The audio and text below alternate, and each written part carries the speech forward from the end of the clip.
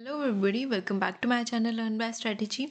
तो जो हमारी नेगेटिव इन्वायरमेंटल इम्पैक्ट की सीरीज़ है उसमें आज हम पढ़ने वाले हैं ozone layer depletion, urbanization and industrialization and over exploitation of natural resources के बारे में। तो स्टार्ट करते हैं ओजोन लेयर डिप्लीशन से। ये क्या होता है? बेसिकली हम सबको पता है अर्थ के ऊपर एक लेयर है जिसको हम ओजोन लेयर कहते हैं। ठीक है, ये लेयर क्या करती है? जो सन से आने वाली हार्मफुल रेज हैं उनको एब्जॉर्व कर लेती है और सिर्फ अच्छी रेज को अर्थ में एंटर करने देती है। ये जो हार्मफुल रेज है इनको हम कहते हैं ultra violet which is UV radiations.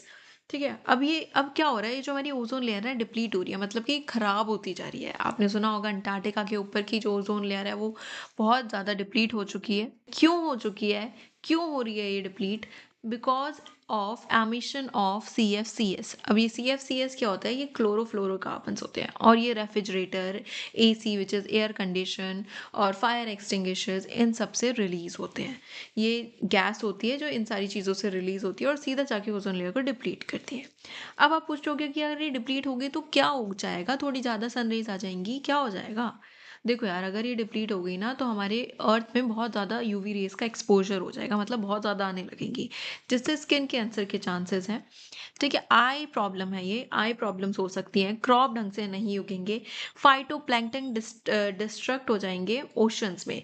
देखो, डिस्ट्रक्शन ऑफ फाइटोप्लैंक्टन क्या होते हैं? फाइटोप्लैंक्टन बेसिकली ऐसे प्लांट्स जो अपना खाना खुद बनाते हैं पानी में, अगर वो खराब हो जाएंगे, वही नहीं अपना खाना नहीं बना पाएंगे, वही जिंदा नहीं रह पाएंगे और खत्म हो जाएंगे, तो बाकी फूड चेन भी खत्म हो जाएगी। ठीक है, ऐसे ही चलता है ना। देखो यार, पहले फाइटोप्लैंक्टन होते हैं, इनको स्मॉल फिशेस खाती हैं, स्मॉल को लार्ज, लार्ज को शार्क्स। तो अगर यही खत्म हो जाएंगे तो स्मॉल फिशेस खत्म हो जाएंगी, स्मॉल खत्म तो लार्ज खत्म, लार्ज खत्म तो शार्क्स खत्म। तो पूरी मैरीन फूड चेन डिस्टर्ब हो जाएगी और डिस्ट्रक्ट हो जाएगी। Damage to material like plastic and paints जो है, ऐसे मटेरियल खराब होने लग जाएंगे बहुत ज़्यादा UV रेडिएशन की वजह से। अर्बनाइजेशन एंड इंडस्ट्रियलाइजेशन की बात करें, अब आपको पता है रैपिड अर्बन ग्रोथ हो रहा है, जिससे क्या हो रहा है? रिसोर्सेज पे बहुत ज़्यादा प्रेशर है, बहुत ज़्यादा पॉपुलेशन है, बहुत ज़्यादा अर्बनाइजेशन है, तो रिसोर्सेज पे बहुत ज़्यादा प्रेशर बना हुआ है। अब इसके नेगेटिव इम्पैक्ट्स क्या है? अगर हम नेगेटिव इम्पैक्ट्स देखें तो air and water pollution due to increase vehicle industries.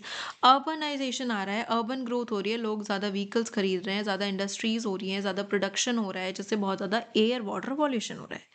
Loss agriculture land for real estate. अब रहेंगे कहाँ? बिल्डिंग्स बनानी है, तो जो एग्रीकल्चर लैंड है उन पे बिल्डिंग्स बन रही हैं। Generation of solid waste, sewage and e waste, ये वेस्ट बहुत ज़्यादा जनरेट होने लग गया है। Urban heat island effect, cities become much hotter than rural area. अगर आप देखोगे ना तो जो रूरल एरिया है वो थोड़े ठंडे होते हैं और सिटीज़ जो है गर्म रहती है, क्योंकि वहाँ पे बहुत ज़्यादा प्रोडक्शन हो रहा है, हीट हो रहा है, पॉल्यूशन हो रहा है। ठीक है, traffic congestion and noise pollution, traffic रहेगा, नॉइज पॉल्यूशन होगा। स्लम होता है क्योंकि अनप्लान ग्रोथ है, ग्रोथ प्लानली हो नहीं रही है, तो कहीं तो रिसोर्सेज बहुत ज़्यादा है, कहीं रिसोर्सेज है ही नहीं, तो इससे स्लम्स क्रिएट होंगे। Over exploitation of natural resources की बात करें, जो हमारे रिसोर्सेज हैं वो बहुत कम है और हम उनको बहुत ज़्यादा क्या कर रहे हैं? एक्सप्लॉइट कर रहे हैं। देखो यार, हमारे जो जो भी रिसोर्सेज है ना अर्थ पे, जो भी चीज़ है वो, उसमें ये टेंडेंसी है कि वो अपने आप को रीजनरेट करती है टाइम टू टाइम। पर क्या करें, वो इस पेस पे रीजनरेट नहीं कर पा रही जिस पेस पे हम उन्हें एक्सट्रैक्ट कर रहे हैं।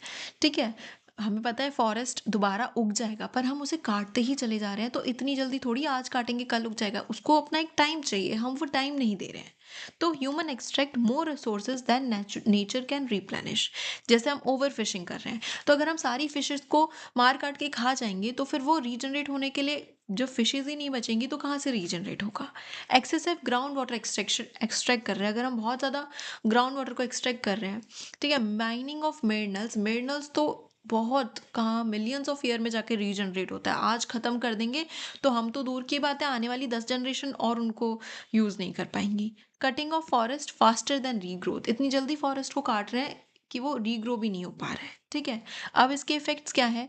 रिसोर्सेज डिप्लीट हो रहे हैं, पानी की कमी हो रही है, फिशरीज कोलैप्स हो रहे हैं, सॉइल का एरोजन हो रहा है और लॉस ऑफ हैबिटेट्स हो रहा है, और ये बहुत सीरियस प्रॉब्लम्स है। सो आई होप आपको ये तीनों टॉपिक क्लियर है। If you guys have any kind of doubt, let me know in comment section. Thanks for watching guys.